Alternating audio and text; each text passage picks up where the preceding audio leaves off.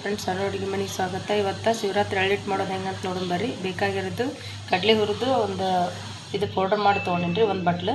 ಇದು ಗೋಧಿ ಹಿಟ್ಟು, ಕೊಬ್ಬರಿ ತುರಿದು ತೊಗೊಂಡಿನಿ. ಇದು ಶೇಂಗಾ ಹುರಿದು ಸಿಪ್ಪೆ ತೆಗೆದು ತೊಗೊಂಡಿನಿ. ಒಂದು ಬಟ್ಲ ಬೆಲ್ಲ, ತುಪ್ಪ, 1 ಸ್ಪೂನು ಕರಿ ಎಳ್ಳು. ಗೋಧಿ ಹಿಟ್ಟು ಹುರ್ಕೋಬೇಕ್ರಿ. ಸ್ವಲ್ಪ ತುಪ್ಪ ಹಾಕಿ ಇದು ಗೋಲ್ಡನ್ ಬ್ರೌನ್ ಬರೋವರೆಗೆ ಸ್ವಲ್ಪ ಹುರಿಬೇಕ್ರಿ.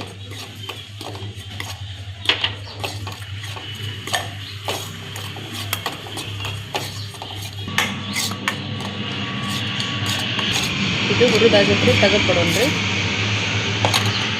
ಈಗ ಬೆಲ್ಲ ಹಾಕ್ಕೊಳ್ಳೋಣ್ರಿ. 1 ಕಪ್ ನೀರು ಹಾಕೊಳ್ಳೋಣ. 1 ಬಟ್ಲ ನೀರು ಹಾಕ್ಕೊಂಡು ಇದೇನು ಕರಗಿದ್ರೆ ಸಾಕ್ರಿ ಬೆಲ್ಲ.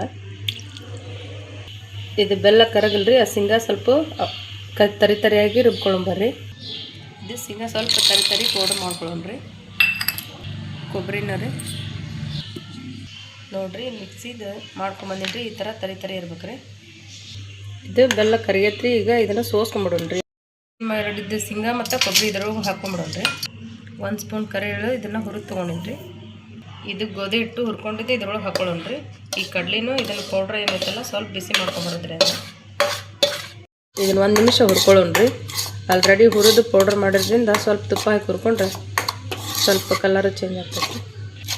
ಆಗೈತೆ ನೋಡಿರಿ. ಈಗ ತೆಗಿನ್ ಬರ್ರಿ. ಇದು ಕಡ್ಲಿ ಪೌಡ್ರ್ ಇದ್ರೊಳಗೆ ಹಾಕ್ಕೊಳ್ಳೋಣ್ರಿ.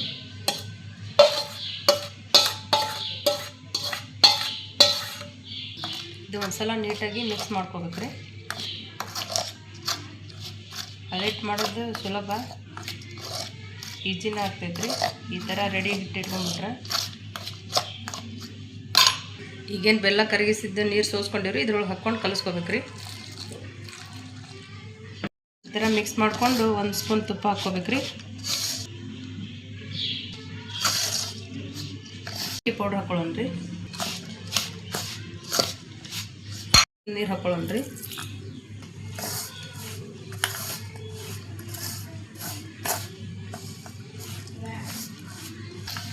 ಈಗ ಇದನ್ನು ಉಂಡೆ ನಿಮಗೆ ಯಾವ ಸೈಜ್ ಬೇಕು ಆ ಸೈಜ್ ಕಟ್ಕೊಳ್ರಿ.